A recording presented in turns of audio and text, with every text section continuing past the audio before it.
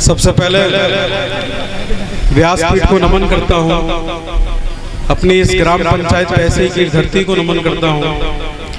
जय सिंह जी के पूरे परिवार को बहुत बहुत बधाई देता हूँ, शुभकामनाएं देता हूँ। आपने इस सुंदर आयोजन को यहाँ कराया पैसई में, इसकी बहुत बहुत शुभकामनाएं आपको। ज़्यादा समय कथा में बाधक ना बनते हुए छोटी सी बात कहना चाहूँगा। जब अपने गांव में आता हूँ तो केवल दो चीज़ें मुझे ध्यान आती हैं। हमारे गांव में सबसे ज़्यादा होती है भागवत, और पहले प्रधान जी सबसे ज़्यादा गोली चलती थी हमारे गांव में, पर अब समय बदल गया। और सबसे बड़ी खुशी की बात यह है कि अब गोली कम चलती है, भागवत ज़्यादा होती है। ठीक कह रहा हूँ प्रधान जी मैं? तो ये सबसे बड़ा बदलाव तो ये गांव में हुआ। दूसरा बदलाव मैं आपको बता देता हूं कि आपके बेटे द्वारा अब तक जो भी काम गांव में किए गए, आप देख रहे होंगे परिक्रमा मार्ग पूरा बन गया। सरकारी स्कूल के सामने जो सड़क जा रही है वो भी कल कंप्लीट हो गई। प्रधान जी कंप्लीट हो गई ना कल? हाँ, कल वो सामने वाली सड़क भी हो गई।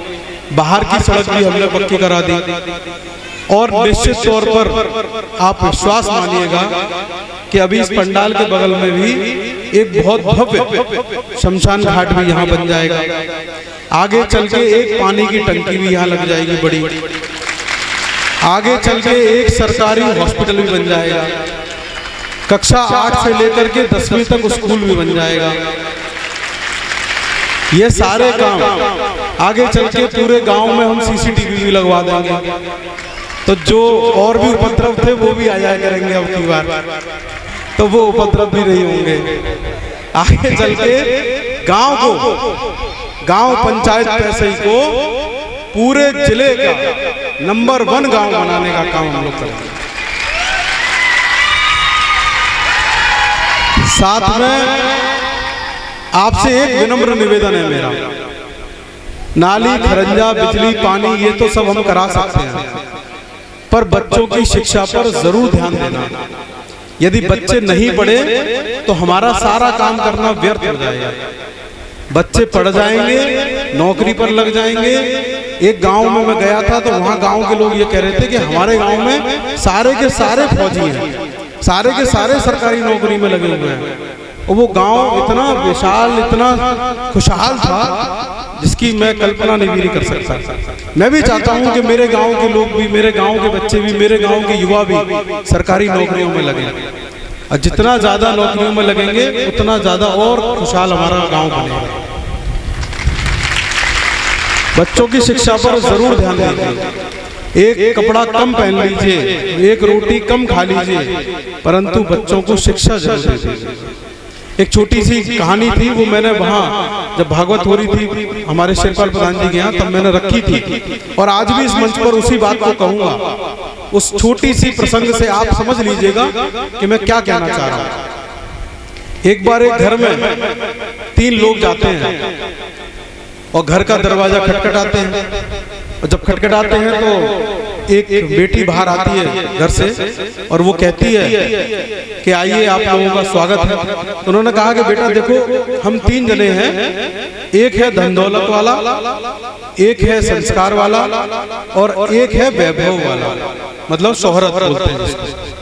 तो उन्होंने कहा कि परंतु हमारी एक शर्त है, हम तीनों नहीं आएंगे, हम आएंगे तो एक आएगा, बाकी के 2 छूट जाएंगे। तो बड़ा असमंजस का मामला कि बेटी बड़ा असमंजस में कि मैं बुलाऊं कैसे। तो उसने कहा कि ठीक है, अंदर पिताजी बैठे हुए हैं तो पिताजी से मैं एक बार विचार विमर्श कर लेता। तो बेटी अंदर गई, पिताजी से पूछा, तो पिताजी से पूछा कि पापा ऐसे ऐसे 3 लोग आए हैं, एक पैसे लेकर के आए हैं, एक वैभव लेके आए हैं और एक संस्कार लेके आए हैं, परंतु उनकी एक शर्त है कि उनमें से केवल आएगा एक ही जना। तो उन्होंने कहा कि एक काम कर बेटा, वैभव और संस्कार तो बाद की बात है, पैसा वाया बुला ला, ये ज्यादा जरूरी है। पैसा मिल जाएगा, धन दौलत मिल जाएगी, सब कुछ कर ले।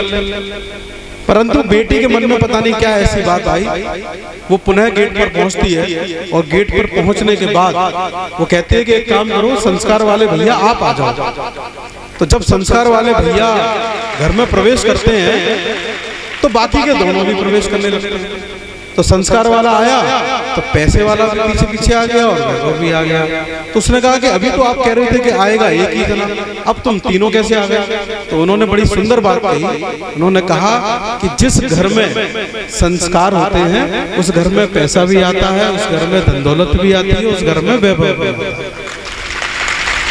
तो इस प्रसंग से आप एक छोटी सी बात समझ लीजिए कि यदि आपके परिवार में संस्कारों की कमी है तो आप समझ लीजिए कितनी भी धन दौलत इकट्ठी कर देना, सारी नष्ट हो जाएगी, सारी बर्बाद हो जाएगी। मैंने ऐसे तमाम सुने हैं कि साहब इतना बीघा खेत था इसके पास, सब बेच बेच के आज ये बिल्कुल नीचे इस पे आ गया कि इस पे कपड़े पहनने तक के पैसे नहीं।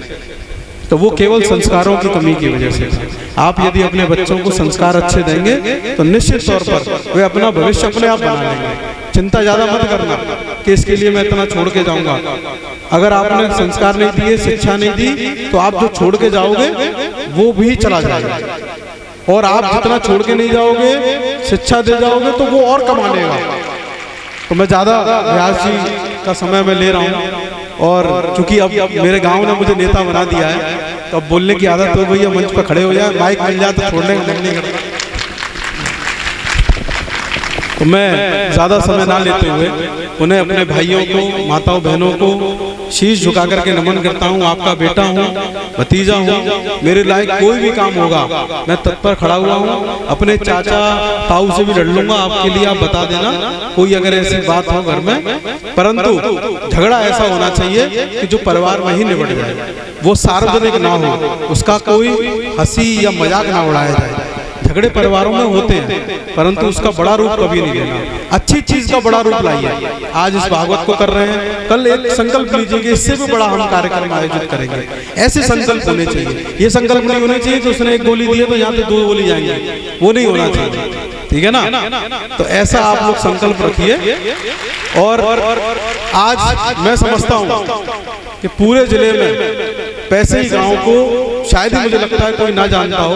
आज पूरे ब्लॉक में तो हर कोई जानता होगा पैसे ही गांव, और जनपद में भी जानता होगा। और ये यकीन मानना पूरे प्रदेश में पैसे ही गांव को हम नंबर 1 पे लाके दिखाएंगे आप आने वाले समय।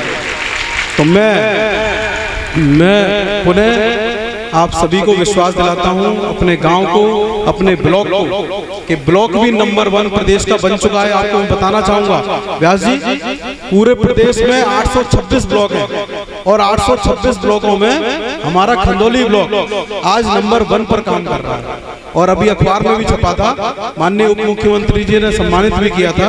और निश्चित तौर पर आपको विश्वास दिलाते हैं कि ब्लॉक का एक भी गांव हम ऐसा नहीं छोड़ेंगे जिसमें काम ना हो। सभी गांवों में काम होगा और पंचायतों में तो हमने करा ही दिया।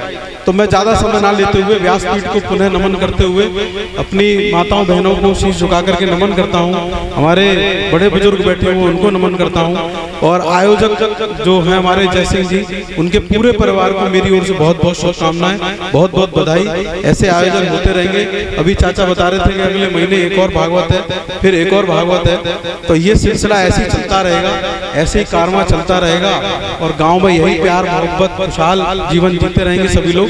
मेरे लायक कोई भी काम होगा मैं आपके साथ आधी रात खड़ा हुआ हूँ, पर हाँ बंदूक चलाने में नहीं खड़ा हूँ, ध्यान रखना। बंदूक को छीन लूंगा, चलाने नहीं देंगे। ठीक है, बहुत बहुत धन्यवाद, बहुत बहुत आभार आप सभी का।